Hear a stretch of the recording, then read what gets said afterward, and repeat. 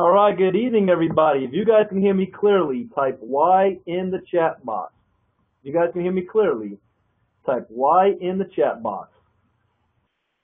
Welcome, everybody. This is our Saturday evening live mindset training with tonight's topic being how to be a professional. And I have to tell you that this is one of the most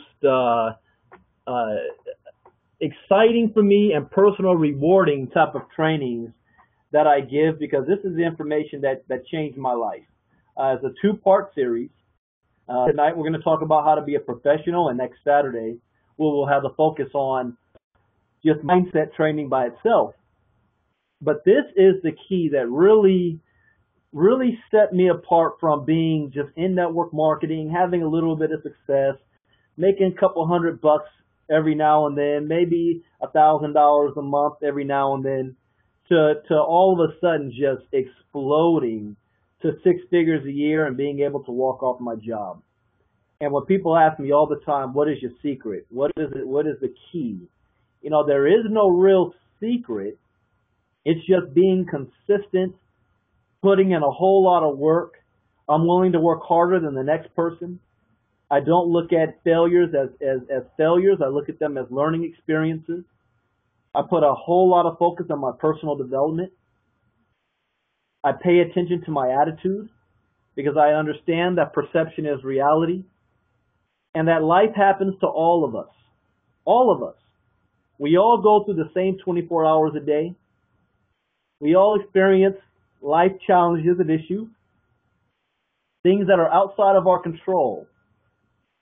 But I learned that it's not what happens to you that is important. It's how you handle what happens to you that makes all the difference in the world. Rich people have a lot of problems just like poor people do. The difference is poor people don't have a lot of time to dwell on it because they got to go to work and make a living. Wealthy people have all day long, which it seems like they have more problems than everybody else because they have all day to focus on their own issues. But it's not what happens to you, it's how you respond to it. Is the glass half full or half empty? You know, the same event can happen to two people, the same exact life event. But one person ends up in one direction and the other person goes in a different direction. Why? It's how you responded to the event that happened to them, that took place. And that is the one thing we have complete control on. One thing that I also learned in life is that we do have control over our lives. I kind of went a long time with the victim mentality. You know, if I had more money, I'd be able to do this. If my boss was nicer to me, I'd be able to do that. If that person just gave me the money they owe me, I'd be able to do this. You know, I always put my current circumstance was always based on an outside force. On what other people did, what other people didn't do, what the government's doing, somebody's holding me back. I never pointed the finger at myself.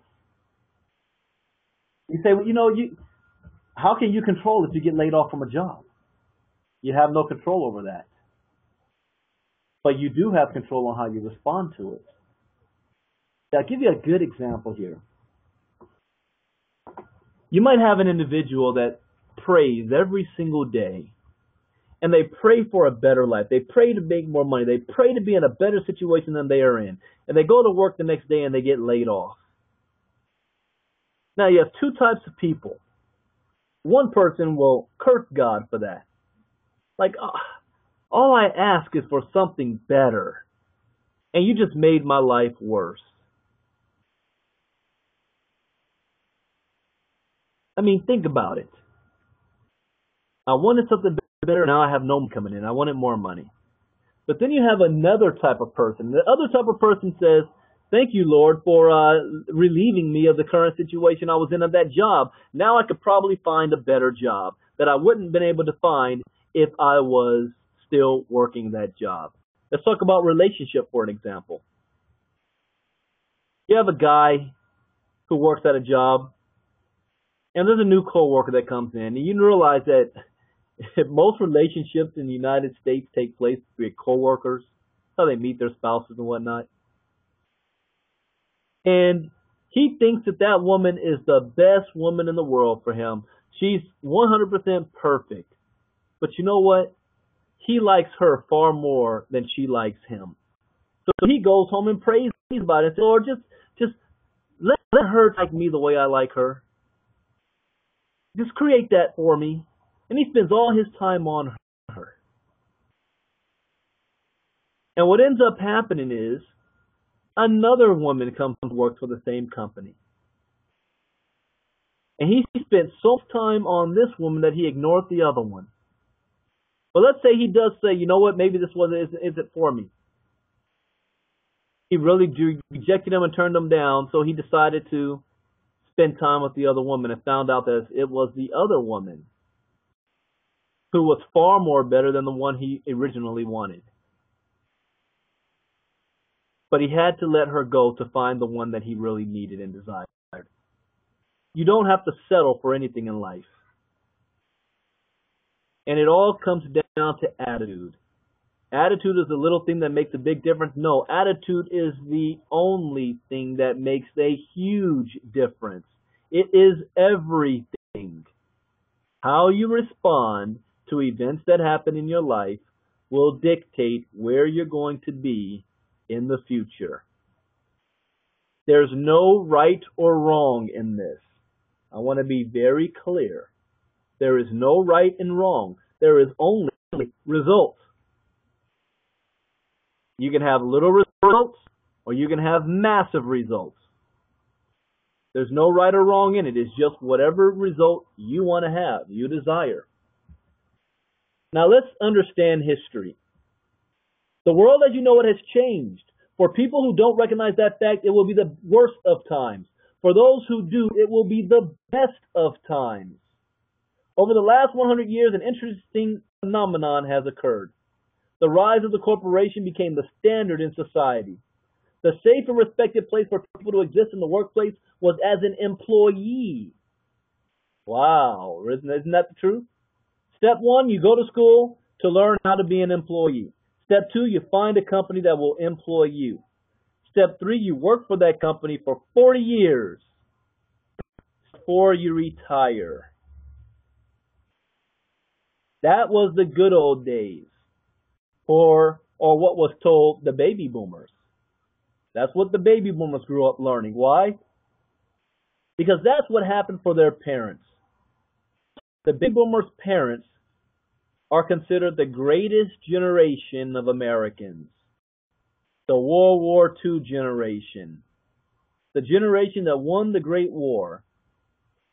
And they came off of the war with the strongest economy on the planet, where you can have one individual working a full-time job and be able to take care of the entire family. Wife could stay home. You could have 7 kids. You could have a nice home with a white picket fence.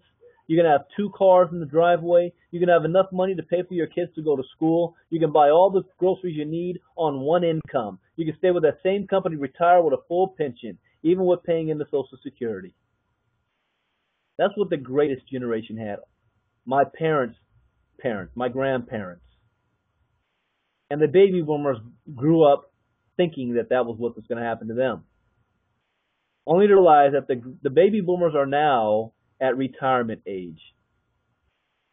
And they've learned that 97% of all individuals who work 40 to 40 retire broke, depending on family, government, and friends by the age of 65. They bought into this myth. They bought into this lie. And what's even worse about it, even though it wasn't working for them, that's all they knew, so they taught my generation to do the same exact thing. Only difference is my generation is starting to figure it out before my parents did. My parents are figuring it out as they are retiring and their friends are retiring. My generation is watching them and we're saying, oh no, we are not going down that same path. And we're starting to teach our kids not even to go that route. I tell my son now, college is not for you to be able to have the best life and find the best job. College, and you will go to college, not for money, but to learn how to think, to make connections, to at least have the degree behind your name. But that's not a guarantee that you're going to have a leg up on your competitors. Because most people that graduate from college work for a job, or they work for somebody who doesn't have a college degree, who has 10 years work experience on them. So that was the old way. In recent decades, the promise of being rewarded by the company for your loyalty and hard work has been exposed as a myth. People began to realize that the loyalty they were giving to their company was not being given in return. Step 1, go to school to learn how to be an employee. Step 2, find a company that will employ you. Step 3, switch companies for various political and economic reasons every 3 to 5 years over the course of your career. Sounds more like reality, right? Step 4, find that you can't retire comfortably after 40 years, so you keep working. That's the baby boomers. And this is starting to get the attention of Forbes magazine, Yahoo Business, Fortune. You know what they're starting to look at? Wow, we have all these people retiring and they have nowhere to go and no money. The industry of network marketing is about to undergo a major explosion just from the baby boomers who want to stay busy and still have an income coming in without having to be a Walmart greeter. If you haven't done so, go and watch a video done by Tim Sales called Brilliant Compensation. Brilliant Compensation. Maybe I will do a training on that one day. But he was spot on, and he made that like 20 years ago. The purpose of it is basically stating, no matter what business you're in, if you want to have success, you want to follow the bubble that always sits ahead of the baby boomers. Whatever industry that the baby boomers are focused on is where wealth is going to be generated. From being born, to going to school, to graduating and buying houses and cars, to investing, to now, where's the baby boomer generation? They're at retirement. So what is going to pique their interest the most at this time in their lives? Better health, be able to live longer, be able to have more money coming in, own their own business, because they quickly realize that their house is more of a liability and not an asset, so it's not real estate. See, it was real estate for the baby boomers in the 90s, the late 80s and the 90s. Today, it's more about investment, health, and business. And whoever's involved in an industry that's ahead of them that the baby boomers are going to look at, they're going to be flat out wealthy. We are perfectly positioned for the baby boomers right now.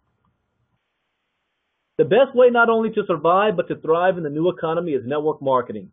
More and more companies will choose to use network marketing because it fits the new economy. It's extremely efficient because in the new economy, word-of-mouth advertising continues to work better than any other form of promotion. What that means to you is that you can receive all of the benefits of traditional business ownership without the typical risks. And there will be no cap on your income because network marketing companies want you to make as much as possible. So you have to understand, the more money you make, the more money they make. The new economy is going to pay you for your performance, not your time. Are you ready for it? So you want to become a professional. If you treat this business like a hobby, you will get paid like a hobby. You must accept a temporary loss of social esteem from ignorant people. Who cares what the ignorant people say? You want to know something funny? I saw an interview by Bill Gates. I was in high school when this happened. I don't know if it was 90, 91. I was either a freshman or a sophomore. And Bill Gates was really pioneering his Windows. And at the time, Apple computers, Steve Jobs dominated. Steve Jobs and Oracle. And people say, there's an Apple in every classroom. There's an Apple in all. Home computers, people couldn't afford home computers at this time. You'd be hard-pressed to find in 1990, maybe so, started around maybe 88, 89, when every household had a home computer. That wasn't the case. You know, if you wanted access to a computer, you get it at your job or at a library or at school.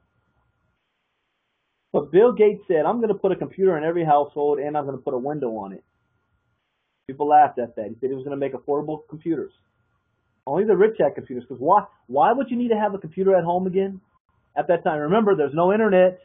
There's no internet. Computer wasn't powerful enough to do all this stuff, high-tech video games and stuff. So what do you need a computer at home for? Word processing? That's for people who had a home-based business. And how many people in 88, 89, 90 had a home-based business? Everybody's working a job.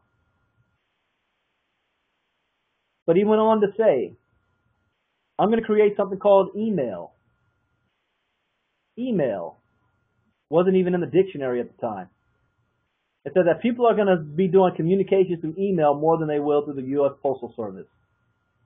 And the guy laughed at him and said, are you kidding me? Nobody's good at that. They're not going to send messages on email. It's not how personal. They want to write letters. And even though I was in college, I went all the way up to 1994, 95, maybe 96, where I was still writing letters to my wife. Still have those. Long distance was too expensive. And by that time, a lot of people did have home computers. But AOL and MSN Messenger, you know, that was just starting to pop off. And if you were on the computer, you couldn't even call the house because it was dial-up. It was tied to the home line. Now, I may be dating myself, but I'm sure most of you guys remember that. But he had a vision. And people laughed at him about it. And who's laughing now? Bill Gates is worth, what, $60 billion? If you ever saw the movie about Facebook with Mark Zuckerberg, MySpace was dominating the scene at the time. Nobody wanted to hear about Facebook. You know how many challenges they had when they first got started? You move forward to a company like WhatsApp. 4 years ago, the guy was looking for a job, and today his business was sold for $19 billion. $19 billion. YouTube came out. See, anything that has a first exposure, people aren't going to get it. They're going to laugh at you about it. When the microwave first came out, my grandma even said that she's not going to cook anything in that box. She's the microwave queen now. So don't worry about what your peers have to say about what you're doing. They're going to be asking you for a job later. You are a pioneer. So don't worry about it because you will have a temporary loss of social esteem from ignorant people. Doesn't mean they're stupid. They're just ignorant. Ignorant is bliss. Most Americans are ignorant to a lot of things. And I'm an American. I'm a proud American. We are ignorant to the fact that we're no longer the #1 country on top of the world when it comes to commerce anymore. We're not a productive company. We're a consuming country. I call the United States a company. That the rest of the world has passed us on a lot of things. That technological advancement doesn't happen here first anymore. The rest of the world is ahead of us on this. We just don't know it because we don't travel like the rest of the world does. We don't see what's going on in other countries. We're closer to being a third world country more than they are. We're just ignorant to the fact. That's okay. Can you guys still hear me? If you can hear me, type Y in the chat box. I have Darren saying there's no sound. Can you guys still hear me? Type Y in the chat box.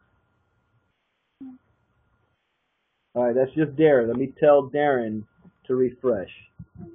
Darren, refresh. I've got a new modem now, so there's no losing connection with me anymore. So I know mine is top notch right now.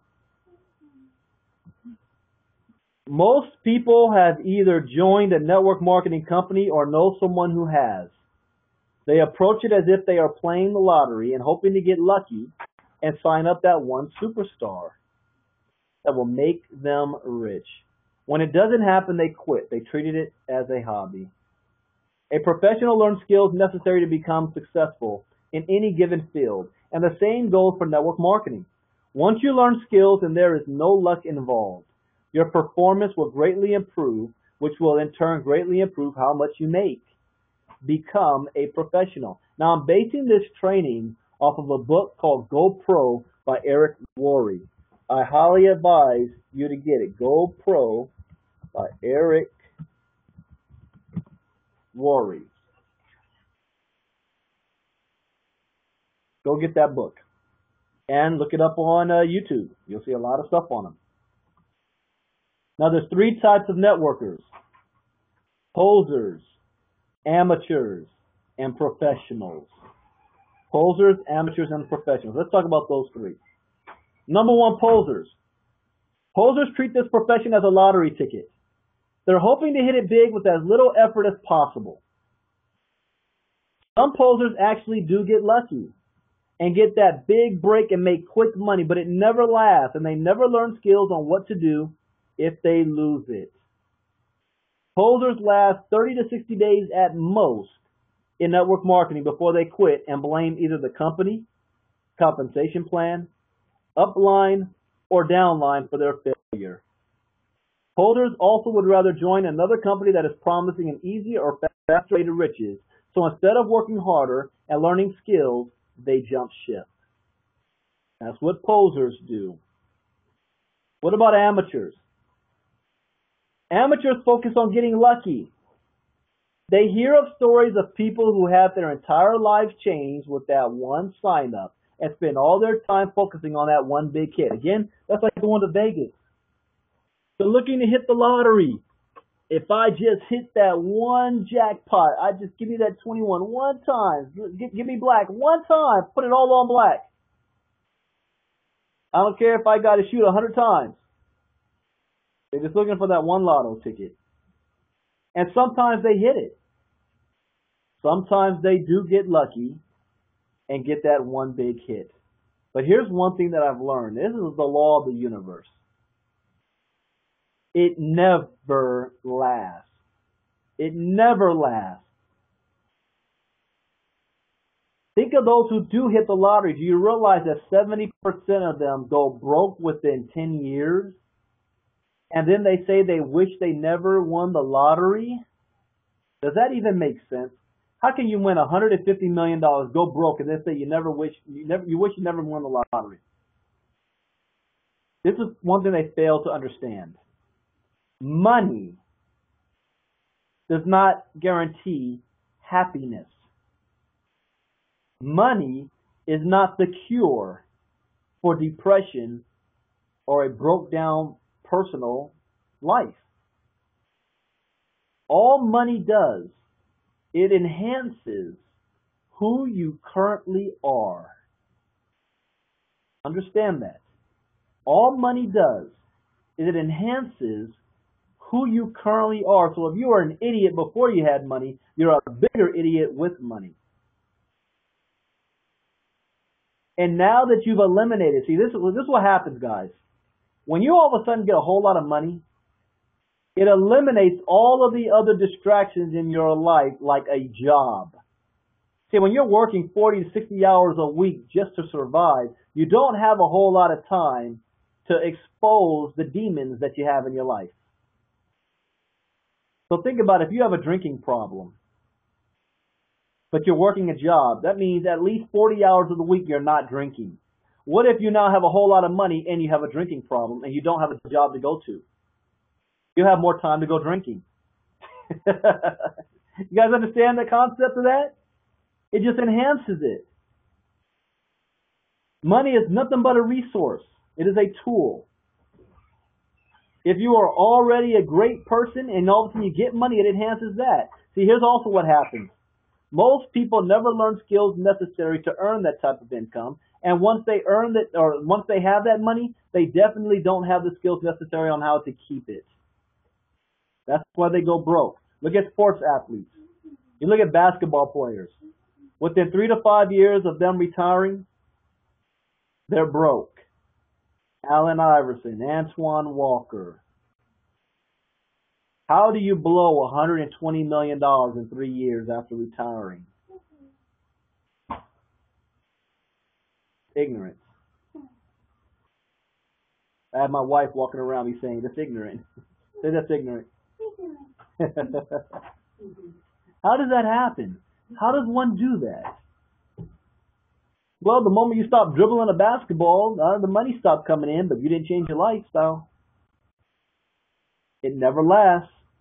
The second thing amateurs focus on is timing. Did I get in early enough? How many other leaders are in my market? Did I miss the growth curve? Is the market saturated? None of that matters. It is important, but it doesn't matter long term for you. The third thing amateurs focus on is positioning. Am I in the right organization? Are others better positioned than me?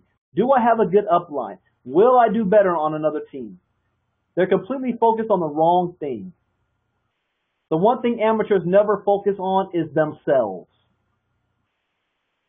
That's why they're amateurs. The fourth thing amateurs focus on is shortcuts. The internet tools can do all the work for me. Every time a new shiny approach to business is advertised, amateurs are all over it and easily distracted. That's what is taking place in America right now in network marketing. Having conversation with Troy Dooley about the current state of network marketing. It's not a worldwide phenomenon. It's not. It's an American issue. There's so many companies out there that when a person starts to have some challenges, they never want to work through the challenge to get better. They'd rather join another company where all the new hype is, where everybody else is going, where they think it's going to be easier. See, when I started network marketing back in 1998, December of 98 was when I first got started. So 1999 was my first full year. And if we ran into challenges, we only had two choices. One choice was to quit and go back to our job. The second choice was to learn skills, become better, and work through the challenges and become a stronger individual and a stronger marketer. Those were the only two choices we had. Today, we have about 15 choices. We have those first two choices, but today, nobody does those first two choices. They're not going to quit and go back to their job, and they're not going to learn skills to become better. They decide to shift vehicles and join another company. A company where they're promised they're going to make more money. A company where they're promised they have better marketing tools. A company where they promise the upline is going to give them more support. A company where they promise the products are better. It's always something else. They think the grass is greener somewhere else. And when they start to run through challenges in that company, they do the same thing. They just leave that one and go to another one. Why? Because there's so many out there. Every 3 to 6 months, the new hype machine is out. If it's not one thing, it's another. Next month, you will start to hear of new launch companies coming out in January. That's the new, latest, greatest thing. I promise you that. Your downline may start sending you, hey, have you seen this business? Focus on the one you're in. But that's what amateurs do. The professionals. A professional is a person who is an expert at the skills required to build a large and successful network marketing organization. Let me read that one more time. You should have this written down somewhere where it's ingrained in you. A professional is a person who is an expert at the skills required to build a large and successful network marketing organization. A professional starts focusing on the skills and made a commitment to practice until the skill is mastered. A professional does not focus on luck, timing, positioning, and shortcuts. So the first thing you need to identify, what skills do I need to have to become successful in network marketing? Here's one skill: the ability to talk to a lot of people. The ability to open your mouth. That's one skill you want to learn. Here's another skill: the ability to invite. That's another skill that's going to make you a lot of money. Here's another skill: the ability to go through the no's and still be excited about what you're doing. That's another skill. Can you be excited when people keep saying no to you? Here's another skill. An ability to do what you say you're going to do even when you don't feel like doing it. Contrary to popular belief, that is a skill. Because in a network marketing business, if you don't feel like doing it, you say, I just don't feel like doing it, and you don't really see any consequence to that. I learned a big lesson on that. I will sidetrack and tell you the story of myself.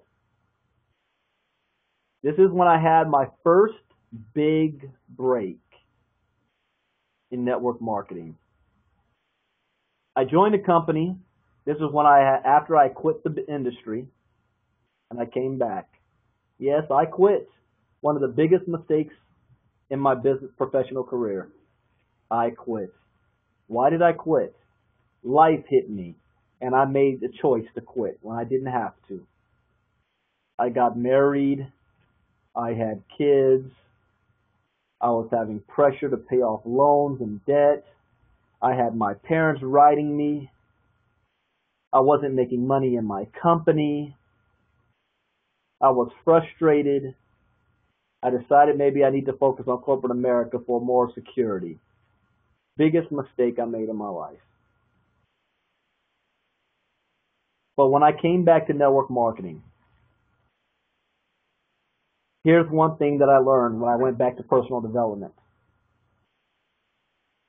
What ended up happening was I had a little team going, and it was a small team. Very small team. And I learned that we must have weekly team calls. We must have weekly presentations. We must have something for the team to plug into. If you want to be a leader, that's what you've got to do. So we started to have a Saturday morning presentation. And I was doing the presentation. And I remember there was this one Saturday morning, and it was cold. I went to bed late that Friday night. I got up late. I felt like staying in the bed. I knew there was probably only going to be maybe 6 or 7 people on. So I got out of bed anyway, logged in. It was like 3 minutes before. There was nobody there. Nobody there. Now understand, I didn't even have a webinar presentation. This was a conference call. So when you're the first person to call in, you start to hear, the music playing, that you're the only one on. So what I did was I called on my second phone. I called into the same line so I at least eliminate the music so people think there's more people on than just me, myself, and I. Time for the presentation. Nobody there. I give it 1 more minute. Nobody there. I hop on Facebook real quick, say, hey, we got a presentation taking place. 3 minutes in, nobody's there. I was at a crossroads now. I was like, I can hang up the phone right now, legitimately, and say, hey, nobody showed up. Go back and climb back in bed, call it a day, and just promote for the next Saturday, for the next week. I could have easily done that and been right. But something hit me in my head. Do the presentation anyway. At least practice. Because I did state the week before, I don't care if I'm the only one on, I'm going to do the presentation anyway. It's about being consistent. It's like lifting weights. You've got to do things over and over and over and over and over and over and over again. Just like what Tyler Perry said at the beginning. For those of you who actually logged on early, see, I'm a Morehouse man. To be on time is to be late. To be early is to be on time. For my business, I don't show up to the board meeting 2 minutes after the meeting starts. I'm there early. That's how I treat my business. This is not a hobby. I don't care if it's Friday night, Saturday night, the Lakers are playing. This is my business. I'm showing up early. So those of you who did saw the video by Tyler Perry. He remained consistent for 8 years. He's worth over like $300 million now. 8 years of failure. So anyways, I said, you know what? I'll get the practice in, and I'm going to do the presentation anyway. So I started to do the presentation, and I did it. I told myself I'm going to do it and pretend like there's 100 people on the line right now. It's hard to do a presentation when you don't have feedback from, the field. I am far better at presentations in front of a room than I am on a webinar like this.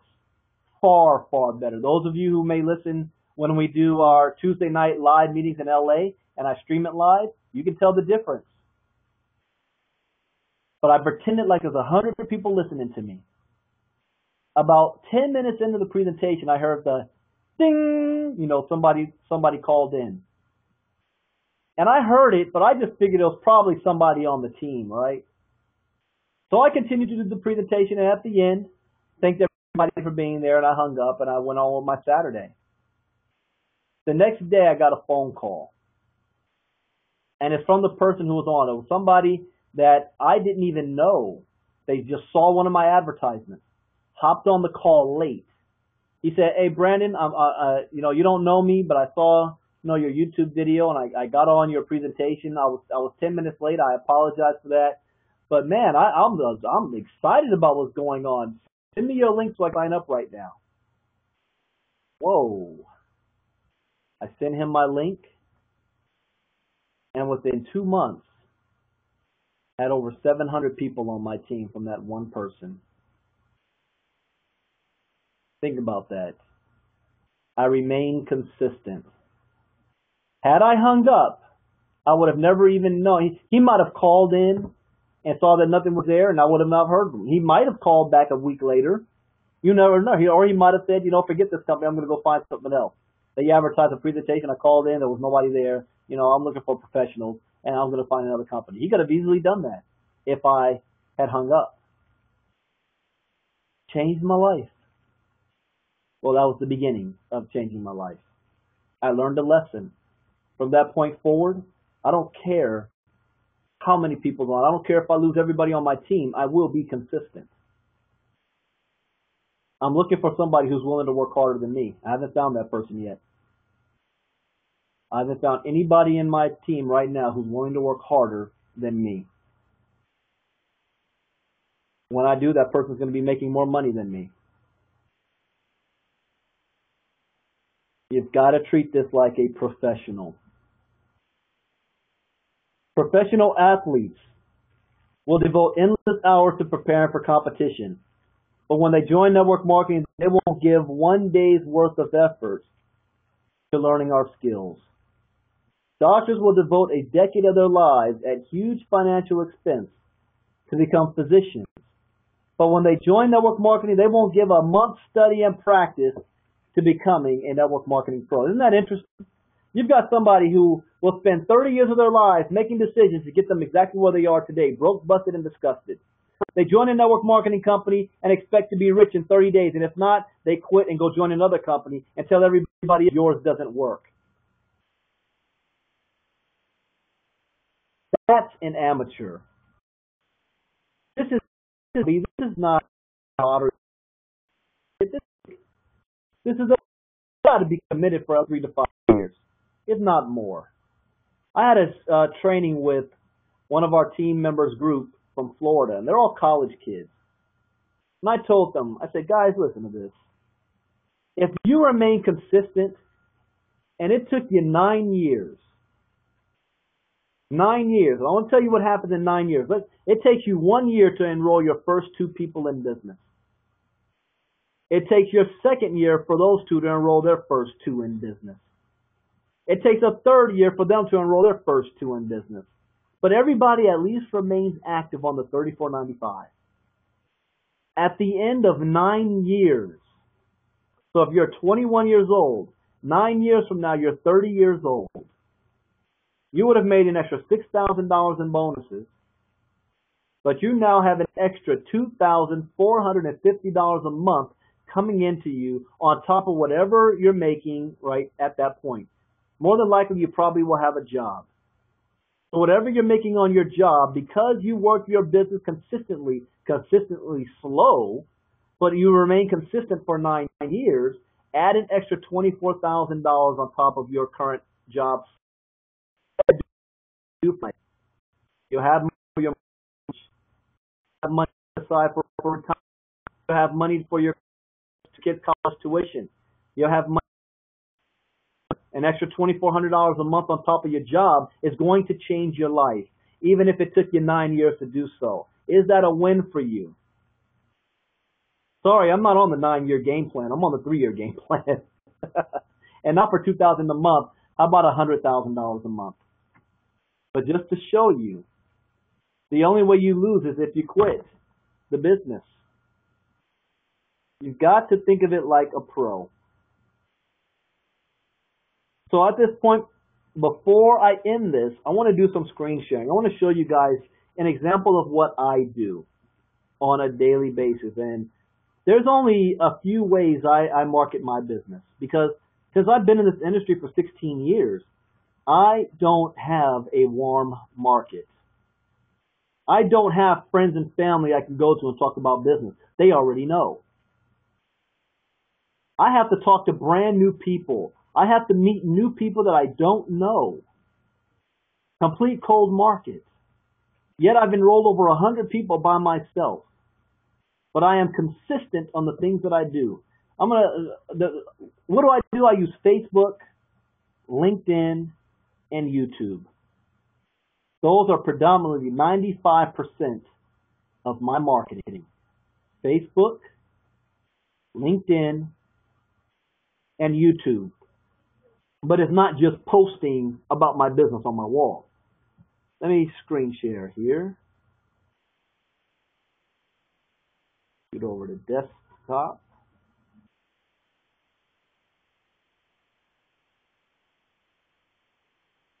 All right. If you guys can see my screen, type Y in the chat box. You guys should be able to see my screen. All right, what do I want to show first? You already know about YouTube. You kind of know about Facebook. Well, I do LinkedIn. I'm not doing LinkedIn training tonight. I mean, I went through LinkedIn training with Chuck Williams, which I highly advise you do. But I want to show you an example. I've got spreadsheets here. Here's one. I call this my Sherlock document. And I keep things that I want to say that all I have to do is copy and paste. So it makes business a little easier for me. But when I make new contacts, specifically using LinkedIn, I'll give you an example because I add contacts on LinkedIn.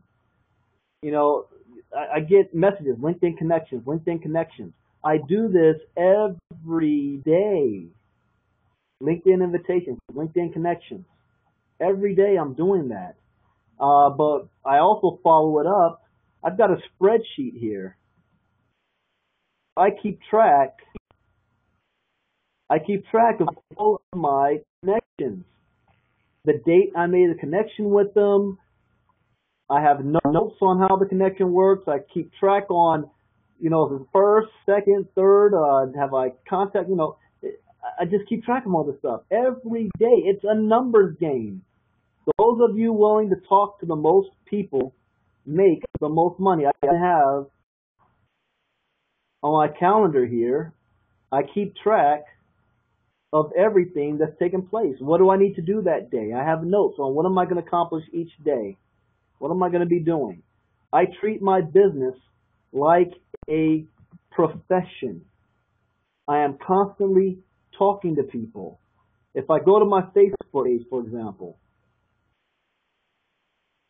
9 times out of 10, I am talking, and here's an example. Tonight is actually my 20-year senior high school reunion.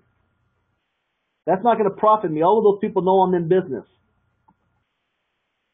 I have business conduct tonight. That's what I'm doing. So most of my Facebook posts to do with business. Look at this. This blows me away right here. This is from Robin Fraley. Michael Kors padlock necklace. Retail price $225. She got it for $14.99. $210 savings. Really? But I'm doing business. So Facebook, YouTube is what I use for business. And I use LinkedIn. Let's go back to this. Let me stop. I treat my business like a professional, and I am consistent with it. Are you consistent with your business? The results will come. You don't have to worry about that. The results will come. It's just a matter of time. Some it happens fast, others it happens slow. But I want to end tonight by stating this. Know your why. I'm going to give you an assignment tonight.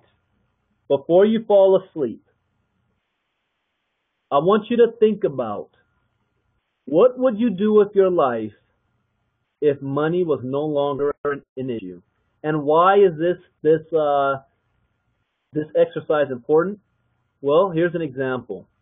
Have you ever met a woman who has always been in a bad relationship? Always been in a bad relationship. Yeah, all the time, right? It seems that no matter what boyfriend she has, you know what? I won't be sexist here. It can go for men as well, but I just want to use women as an example.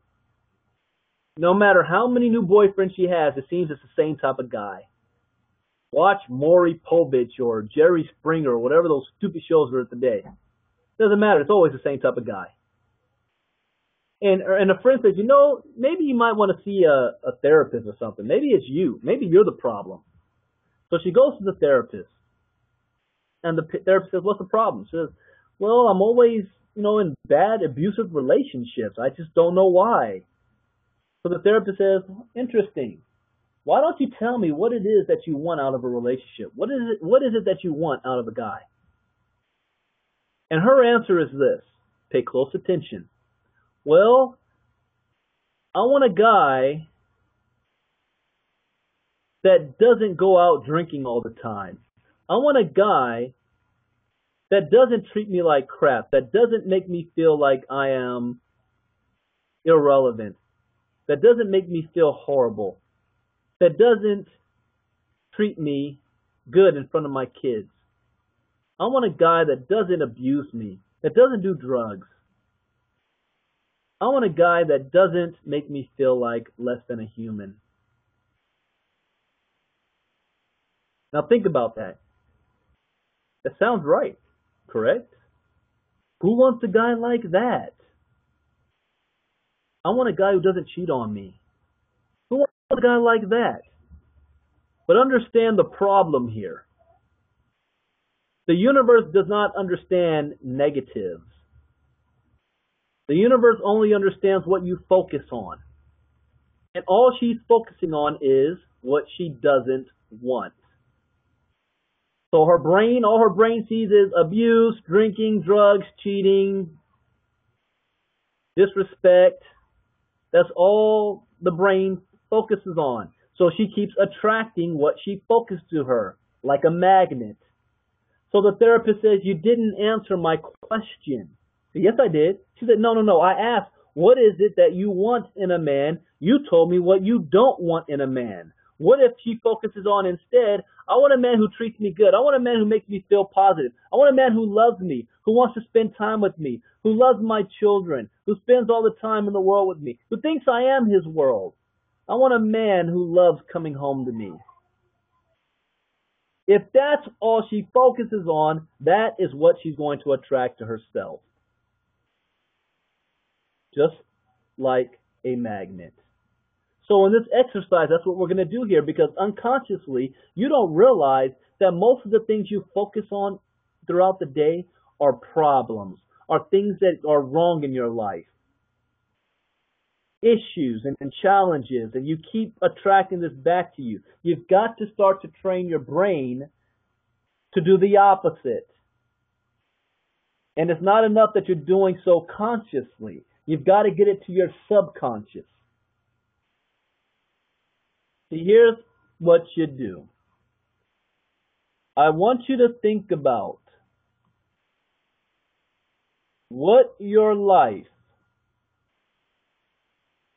would be like if you had all the money in the world. What would you do with your life?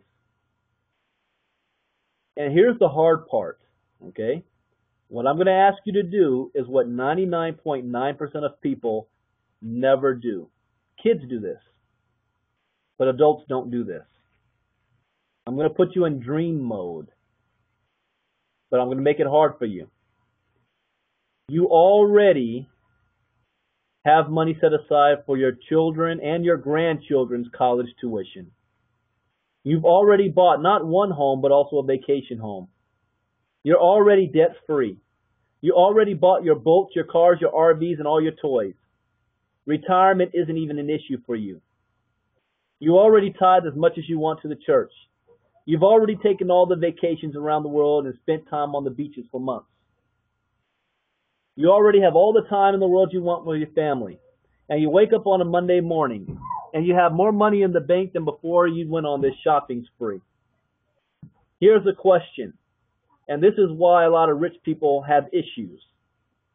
What do you do with your life at this point? What is your passion? What are you passionate about? What God-gift talent do you have that you've never been able to explore before because you didn't have the time or the money and the resources? Think about that. What would you do? And when you have the answer, here's the next part of this equation. We're going to go deeper on this. How does it make you feel to be in that type of a situation? Think about, you know when you see guys that have money and cars, man, it must feel great to be that guy. Or girls who are real pretty and they can have any man. Man, it feel great to be that girl. Now, how does it make you feel? This is the most important part, because right now what you're doing is you're tricking your brain. Your brain does not understand reality. Your brain only understands what you tell it. Perception is reality. You're looking at the world through your two eyes, and whatever you see out there in the world gets translated into your brain. You can trick your brain on what you actually see. That's why I always say, is the glass half full or half empty? You quit your job, and if you tell your brain, oh, this is the worst thing in the world, your brain is going to respond on that. If you tell your brain, this is the best thing in the world, I lost my job because now I have an opportunity to get something better, your brain is going to operate off of that. Because it's going to be feeling. You may feel sick in your body because your brain feels sick, because that's why you feel. I remember my mom always taught me back in the day when I was sick, thank the Lord for healing you. Okay, Mom, as soon as I get better, I'm going to thank the Lord for healing me. No. You must thank Him before. Mom, that makes no sense. How am I going to thank the Lord for healing me if I'm not healed yet? Don't get me wrong. If the Lord heals me, I'm going to sing Him praises night and day. Isn't that what He's supposed to be doing anyway? That was the kid talking now. And my mom kept saying, no, you must have faith and belief that it's going to be done. And then because you have that faith, is how it's done. What? Sometimes, even today, that my brain is tongue twisted on that. But it's not that just the Bible says so. It is a natural law of the universe. There's a reason it's in the Bible. It's because it is a fact. You must be grateful for the things that you have so that you can start to attract more things in your life. If you're not grateful for what you have, you're not going to be given more to be more ungrateful about. No matter where you are right now, there is something in your life that you can be grateful for, and that's what you spend your focus and your attention on, not the things you don't have. The Lord wants to know that you can handle the things that He's blessed you with. So if you can't handle the things you already have, you are not going to be given more. You're not going to be given a bigger cup to put more water in. You've already limited yourself. So this is why the feeling is so important, because right before you go to sleep, your consciousness is asleep, but your subconscious is wide awake. It's still regulating your blood pressure, your heartbeat, but your brain is also solving problems. It's thinking about whatever happened to you that day. And your last thought is always about it. This is why you don't want to go to sleep right after you watch TV. You always want to go to sleep after you've read something. You want to feed your brain before you go to sleep, so it will work on things for you.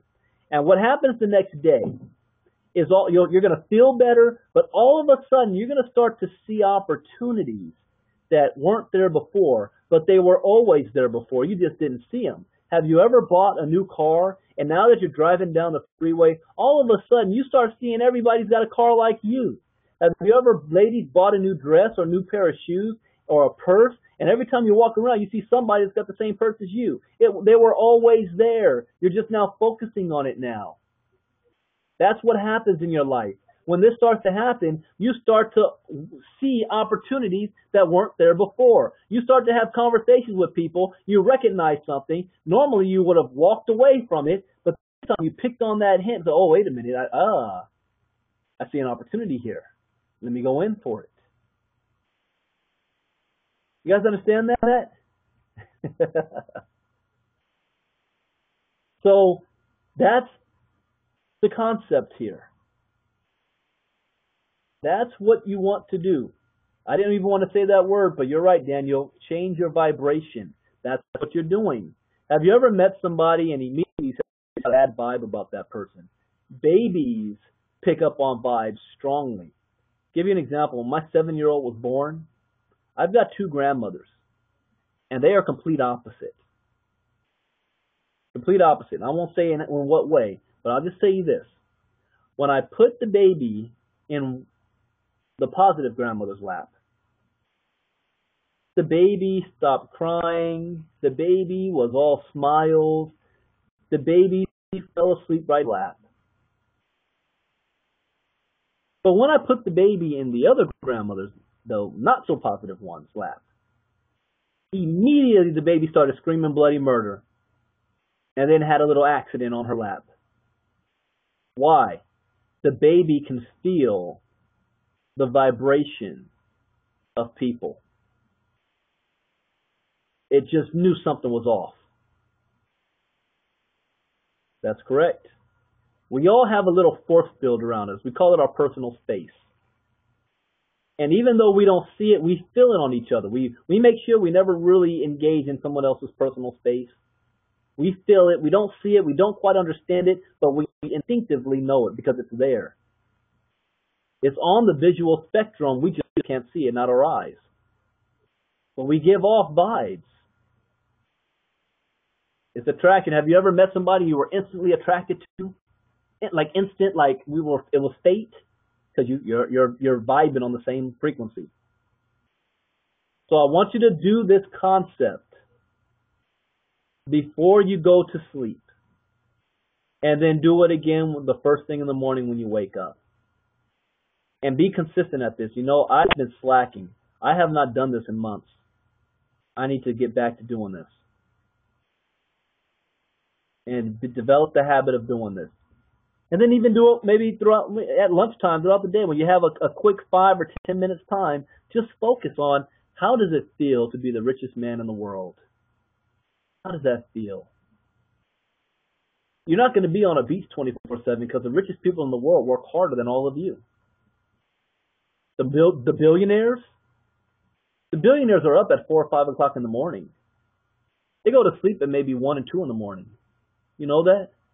Billionaires don't sleep. Do your research on them. They're also not working for money at this point either, because they are passionate about what they're doing and it excites them, and they don't even know that they're working. It's not work to them. It's just their life. They're living life. You can live life as well. So with that, we are done for the night, and where I'm going to end by playing one of my favorite videos. It's a video that I made that's called Focus on the Goal and Not the Task. Focus on the goal and not the task. So thank you guys for joining us tonight. Congratulations on even taking time out of your schedule of being here. You don't know how far that's going to help you long term if you can remain consistent. See you all tomorrow. God bless and good night. Here is the video. Let me stop the recording.